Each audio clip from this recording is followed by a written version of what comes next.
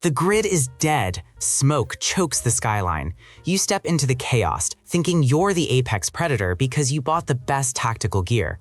Look at you, crisp multicam, Molly backpack, brand new boots. You think you look like a hard target. You're wrong.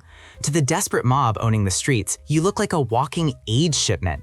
You are a mobile supply depot advertising free loot to anyone strong enough to take it. Understand the terrain. This isn't a camping trip, it's a resource war. The eyes in the shadows belong to men who haven't eaten in 3 days. Their morality evaporated when the lights went out. They operate on biological desperation. And you're signaling calories with every step.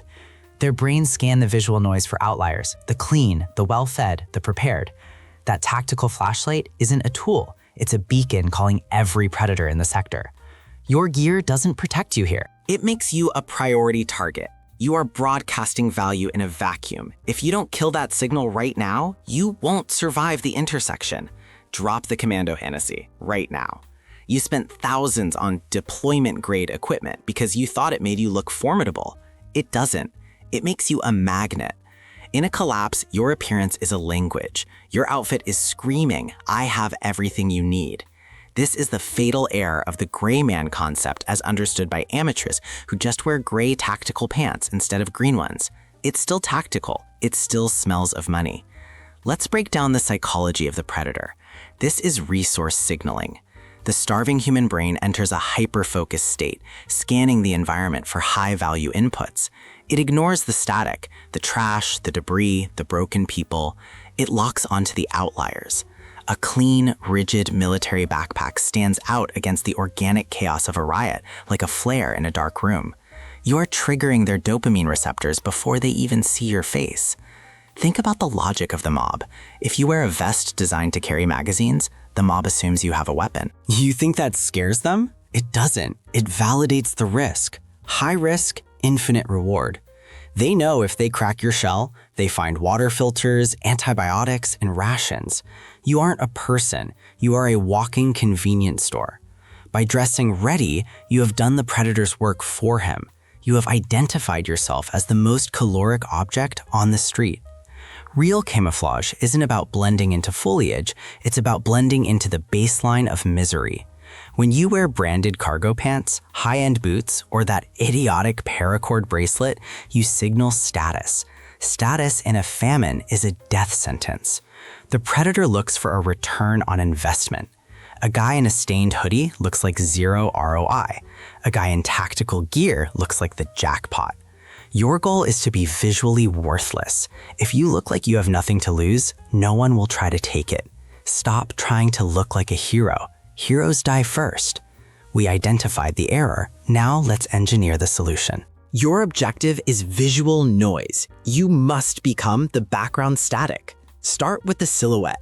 The human eye is a pattern recognition engine wired to detect the symmetry of a threat. Shoulders, waist, stride. You have to shatter that geometry. Wear clothing 2 sizes too big. You need to obscure the mechanical pivot points of your body. Baggy layers hide the outline of your soft armor, your concealed weapon, and your muscle tone. You shouldn't look fit. You should look deflated. A predator assesses capability by body shape. Deny him that data. Next, destroy the texture. New fabric shines, it reflects light and signals store-bought. You need the patina of failure. Drag your jacket through the gravel. Wash it with rocks to break the fibers. Use matte, mismatched layers. A faded blue flannel over a stained gray hoodie breaks up your torso better than any digital pattern. Avoid tactical black, it draws the eye. You want the colors of urban decay. Faded browns, oxidized grays, dirty navies. Remove every single logo. A brand symbol implies value. A generic rag implies nothing. This works because of saccadic masking. To save energy, the brain filters out information that matches the background. In a riot, the background is debris and dirt. Match that texture, and the observer's gaze slides off you. You aren't invisible. You're irrelevant. You are scenery. Do not look like a survivor. Look like a statistic that has already been processed. If you look like you've already lost, you win. The disguise is useless if you walk like a soldier.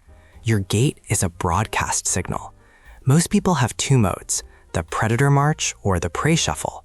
If you walk with a long stride, chest out, head on a swivel, You are projecting dominance. In a conflict zone, dominance is a challenge. It invites aggression. Conversely, if you hunch over, shuffle quickly, and dart your eyes around in panic, you trigger the chase instinct. You look like you are fleeing with something valuable.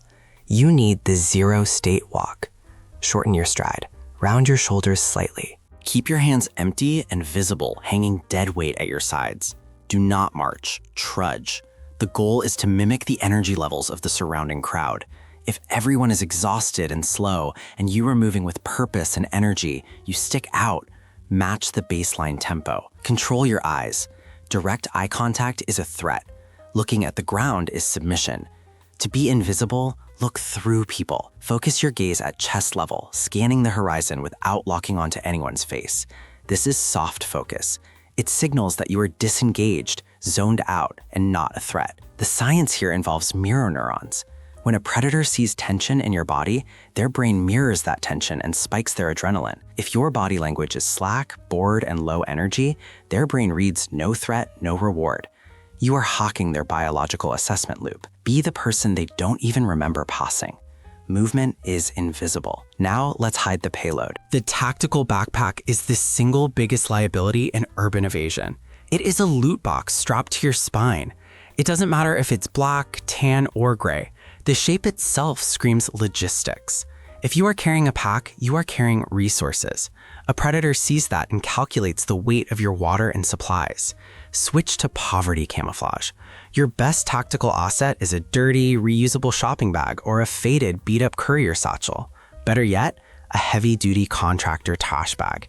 It is the ultimate psychological cloak. Nobody fights a man for a trash bag. It signals waste, refuse, and zero value. You can carry 30 pounds of life-saving equipment in a bundle that looks like dirty laundry. Mechanics matter here. Line the bottom of the bag with a cut-up yoga mat to break the outline of your hard gear. Wrap your cans and tools in old t-shirts to silence the rattle. A clinking bag draws attention. A silent bag is invisible. This exploits contextual blindness. The brain categorizes objects by association. A military pack associates with value. A plastic bag associates with garbage. By placing high-value assets inside low-value containers, you create a cognitive dissonance that the observer's brain resolves by dismissing you entirely. You aren't worth the calories it takes to stop you. If visual stealth fails and you are intercepted, you need a verbal firewall. The goal of gray man dialogue isn't to persuade, it is to bore. Aggression signals a challenge. Begging signals a victim. You need to signal absolute irrelevance. Employ the gray rock method. Be uninteresting. Be slow. If a predator asks what's in the bag, never say nothing. That triggers suspicion. Give a specific worthless answer. Dirty laundry, my kid threw up. Just scrap metal. Then immediately pivot to a trivial, low-energy complaint. My feet are killing me. I'm looking for my cat. This technique destroys the adrenaline spike of the encounter. Aggressors are looking for a reaction, fear, or anger to justify escalation. By offering a mundane, pathetic complaint, you short-circuit their aggression cycle. You replace the high-stakes narrative of a confrontation with the low-stakes narrative of a mundane annoyance. You aren't a target anymore. You're just a boring interruption. You don't talk your way out of trouble. You bore your way out. You are now a ghost in the machine. Survival isn't about winning firefights. It's about avoiding them. The gray man isn't fashion, it is the calculated erasure of yourself from the food chain. While heroes posture in plate carriers and victims panic, you are already gone. You are a shadow in the chaos, armed with the ultimate weapon, anonymity. The city is a grinder. It chews up the loud and the proud, but it ignores the dust. Be the dust. Let the predators hunt the unprepared. Let the mob eat itself. You now possess the skills to walk straight through hell without turning a single head. You aren't a target anymore. You are the survivor. Stay gray.